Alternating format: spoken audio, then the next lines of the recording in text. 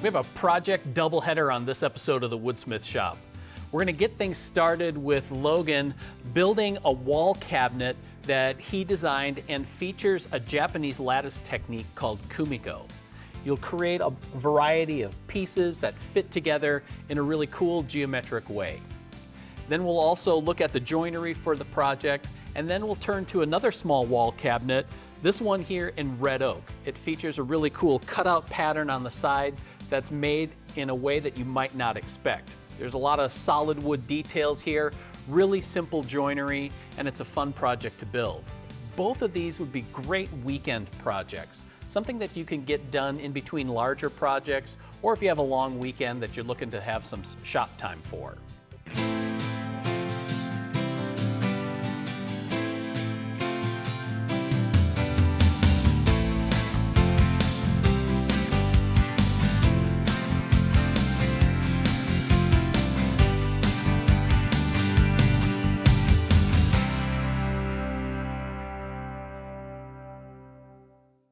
So the design of this wall shelf has a couple of different things going on. Let's look at those.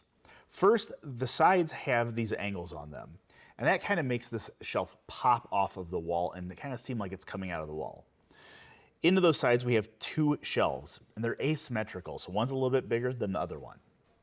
Now, of course, this is all kind of leading to what I consider the centerpiece of this, and that's that Kumiko designed panel in the center. It's made out of a bunch of strips of basswood, and I'll show you how to make that in a little bit.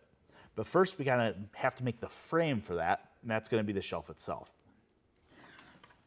Okay, I've set up a dado blade here at the table saw, and I have my miter gauge set up with an auxiliary fence. Now we have to cut the joinery to attach the shelves to the sides. Now each shelf is connected to the end side by a dado, and the other side by a half lap. It's just really a deep notch. So what I'm going to do is I'm going to use the rip fence to position the part. That's going to locate where either that notch or that dado is.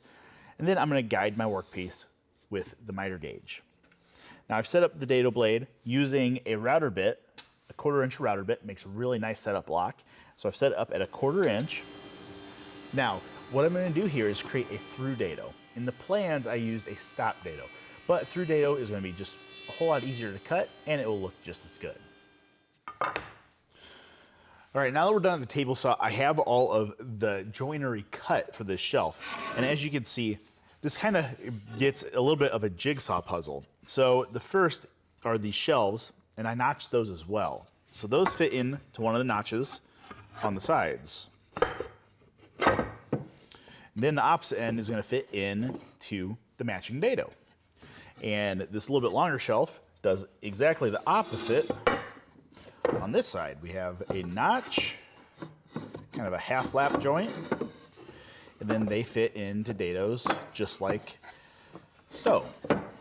Now, obviously, those notches aren't deep enough. The table saw blade with that dado stack in it just won't lift high enough to fully cut that notch. So what I'm going to do now is I'm going to head over to the bandsaw and we're going to cut those notches just a little bit deeper. And while I'm there, I'm going to go ahead and cut the shape of the sides as well. Now, the bandsaw has left us with these two little kerfs. I probably could have nibbled away this waste at the bandsaw, but because of the grain orientation on these parts, one good chisel whack will actually remove all of this waste. So I'll just drop the corner of a chisel into both those kerfs, match the two up. There we go. And that takes care of the waste. So now, we'll clean up the inside. And I do that by holding a chisel blade tight up against that table saw kerf because it's nice and smooth and that's what we're trying to line everything up with. And then I will slide that blade down until I feel where that bandsaw cut start because it's just a little rough down there. And then I'll just push that chisel down.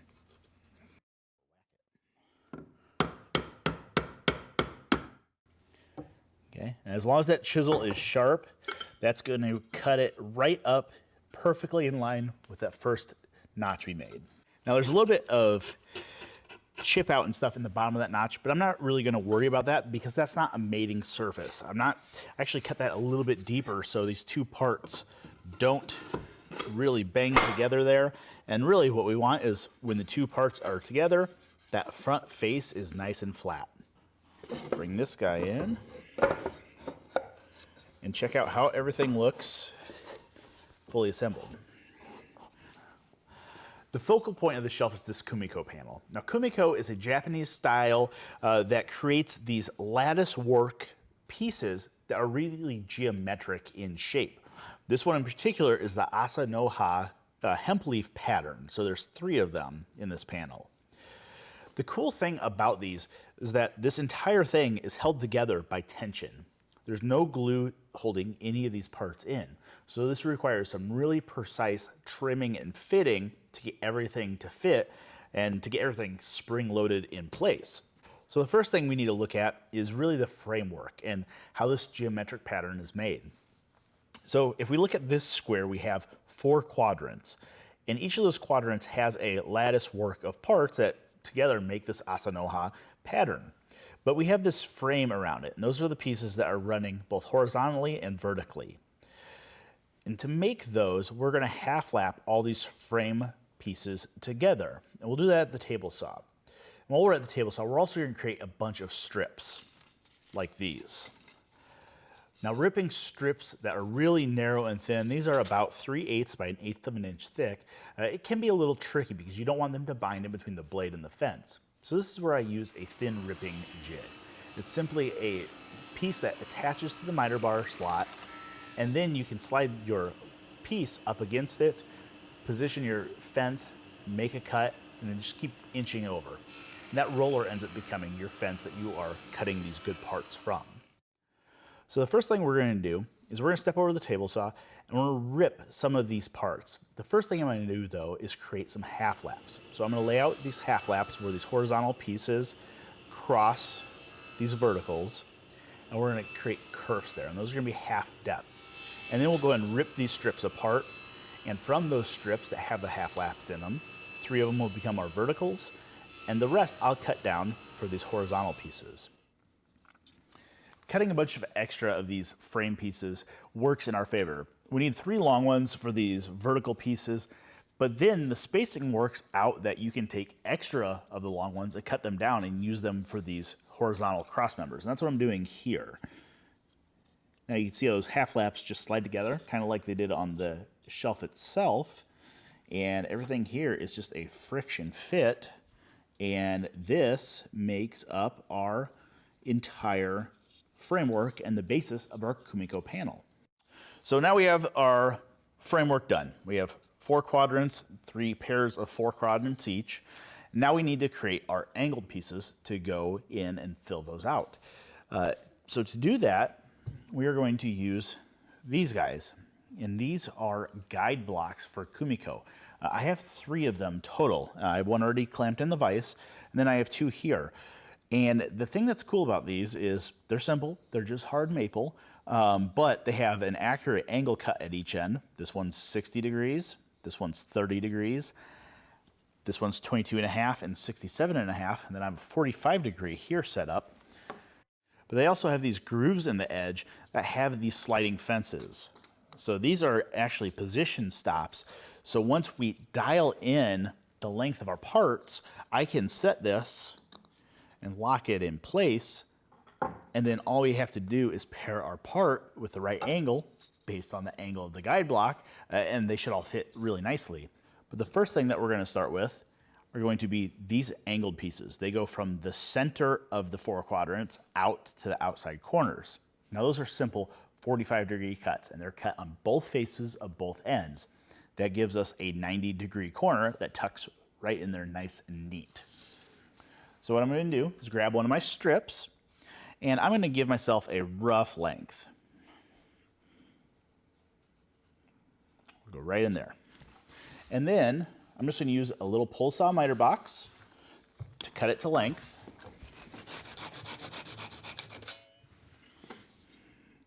Okay.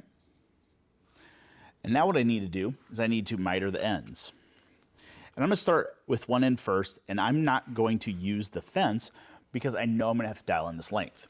So with this guide block, I'm going to use a longer paring chisel, and I'm going to hold it on the guide block angle. And then I'm just gonna kind of nip off this corner.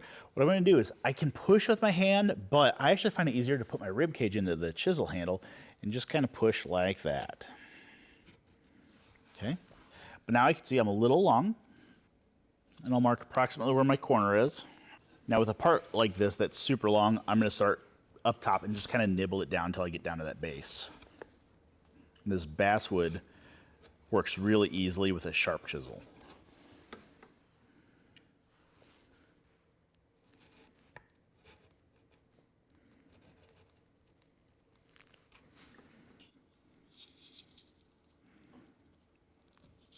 Okay, there we go. Now that's the fit I'm looking for. That is a nice press fit and doesn't fall out when I pick up the frame. After I have all these 45-degree pieces in, now we have to start working on these diamonds. And this is the next part of this Asa-no-ha pattern. To do these, we have to cut a couple of angles.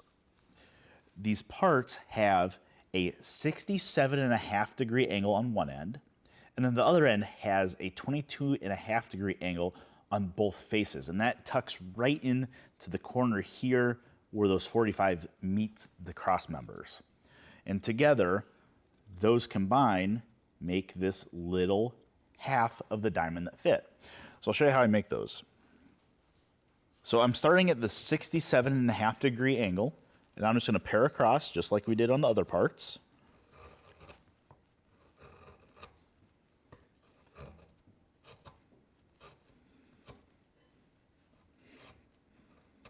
Okay, there we go. And then we'll take that over here to the 22.5-degree. And as you can see, this is a much steeper angle. So what I usually find works well here is to angle the chisel a little bit up and make a slicing cut. Then you get these little fun chips coming off. We go all the way down to the block.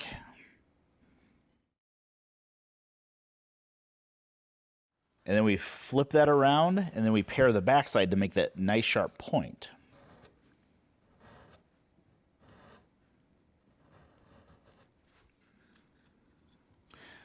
After creating all of these diamond pieces, we need to make the tension pieces that hold them in. And to do this, we actually have to take all of these diamond pieces back out, because that 67.5-degree bevel that we made that creates the point of the diamond, we actually have to knock off about 1/3 of that bevel using 67.5 degrees again, but in the opposite direction.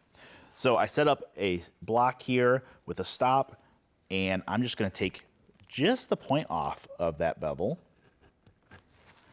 And the combination of that 67.5 degrees along with the 22.5 degrees that the sharp ends are sitting in will yield a small little 90-degree corner for that tension piece to fit in. So now we just have to create the little tension piece, which is beveled at 45 degrees on both faces of both ends for 90 degrees. And then that guy will slip right in there and really lock everything together.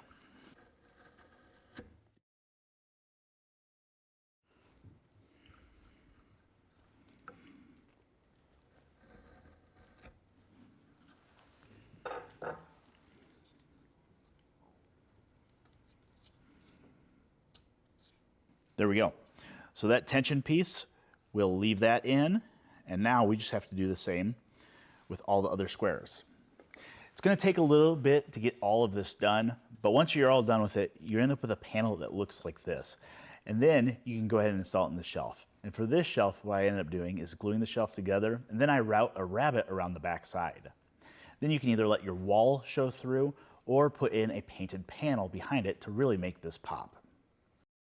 Our second wall shelf project is this arts and crafts inspired one.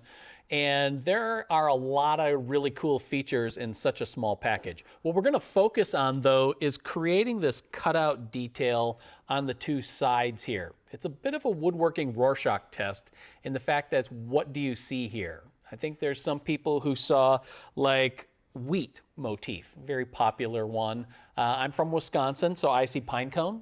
And other people might see like a corn stalk or a Christmas tree, whatever it is. It's a really fun detail to make.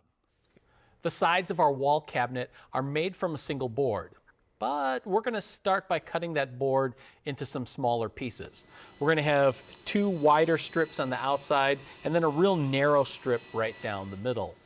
That allows us to create the notches on the 2 wider strips that'll create the details. Now the key here is starting off with the right kind of blank. You want something with really straight grain, like this red oak has. That way when we glue all of those pieces back together, the glue lines are going to flow right in with the grain lines. Something that has a flat sawn look just isn't going to work the same way. The other thing that you want to do is to draw some triangles on your pieces so that things don't get out of order. I can very easily put these back together in their correct orientation once all the strips are created. We're going to leave that thin center strip aside for now and focus on the 2 wider pieces. Over at the bench, you'll want to spend some time with a ruler and a couple of squares to lay out the angled arms of our cutouts here. Then I take the extra step to color in each of the notches locations. That way I know which side of the layout lines to cut on. I'm going to do that here at the bandsaw. I'll make a cut down each side of the notch, staying pretty close to the line and making them careful. And then I'll make a couple of curved cuts to remove the waste. Finally, I'll wrap things up by using the bandsaw blade as a rasp to kind of clean up and square up the ends of each of these notches. Once the notches are shaped on the wider pieces, the center strip just needs to be cut down to the final lengths.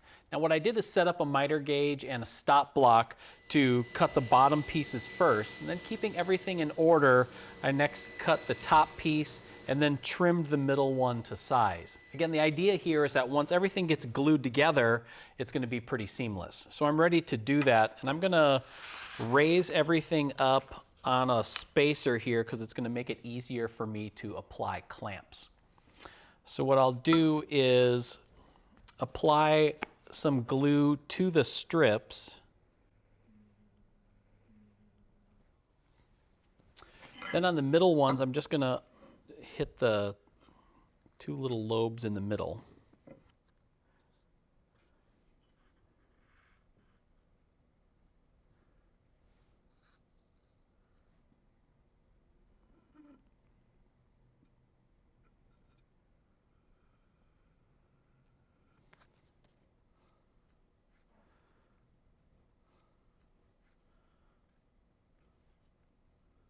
After taking the clamps off the sides, I sanded them nice and smooth, and as you can see with this red oak, the glue lines are practically gone. Now the next step was to trim the 2 side pieces to length or some overhanging parts on the center strip. So I did that real quick here at the table saw, then switched out for a dado blade so that we can cut a series of 3 dados on the inside face of each of the sides to hold the top, the bottom, and a shelf. Now the key thing here is that you want to create a left and a right. So on the end of my 2 boards, I've drawn a triangle, and the triangle points towards the front of the project, and then the insides of the triangle show the inside faces. After the dados are cut, the next thing we need to do is make a rabbet along the back edge to house the back panels and a couple of hanging cleats. Now the big thing here is that you want to make sure that you're cutting it on the back edge, which means one of these pieces is going to go through what I would consider the normal way, and then the other one has to go through the blade upside down, so to speak. Our last joinery detail to take care of on the sides is to drill the clearance holes for the screws that will reinforce the joinery here. Now, to save a little bit on the layout work, what I've done is put a small drill bit in the drill press here, and then I'm gonna just eyeball the center of the dado and drill this tiny hole along each edge of the side pieces. Then when you flip it over, you'll see that it creates just that little pilot hole there. I can switch out to a Forstner bit then, and then drill a shallow counter bore that we'll use for the plug. I spent a little time with a square and a pencil squaring up lines around the holes that I drilled over at the drill press. What I want to do now is use a chisel and a mallet to square those up. And the order here is important. What I want to do is score the cross grain line first. So I'll line that up right with my pencil line. Give it a couple of taps just to get that line started. Do the same thing on the other side. And now when I go to make the long grain cuts, I'm just going to nibble my way back to the layout line in a couple of passes here. These are shallow cuts, so it doesn't take long to do, but you want to take some care while you're cutting because this is a pretty visible part of the project. There's a few other details that we needed to tackle here. One of those was to head over to the router table and round the top and bottom corners on each of the sides. I did that with a template and a flush trim bit. Then at the table saw, I used a dado blade and cut a dado that's centered on the length of the bottom and the shelf. That's going to hold a drawer divider later. We're not going to add that now. We want to take care of the assembly, which is pretty straightforward. I'm just going to run a bead of glue in all of these dados.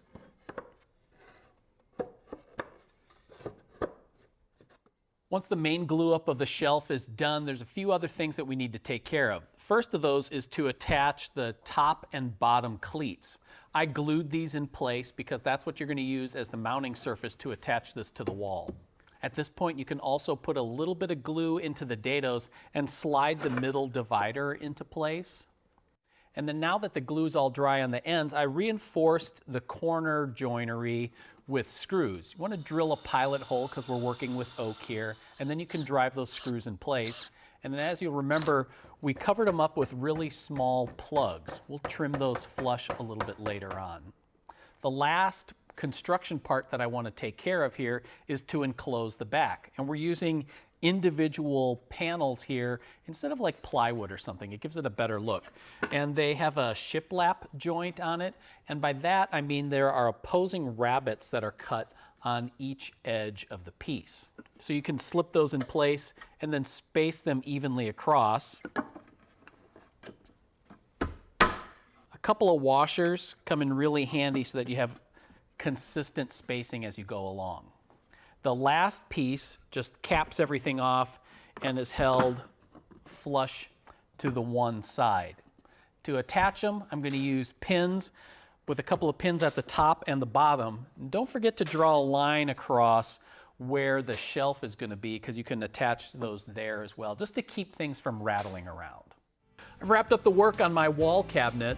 There's one more detail to take care of though if you want, and that's to add a pair of drawers down on the bottom here. It actually works pretty well as just open cubby spaces there.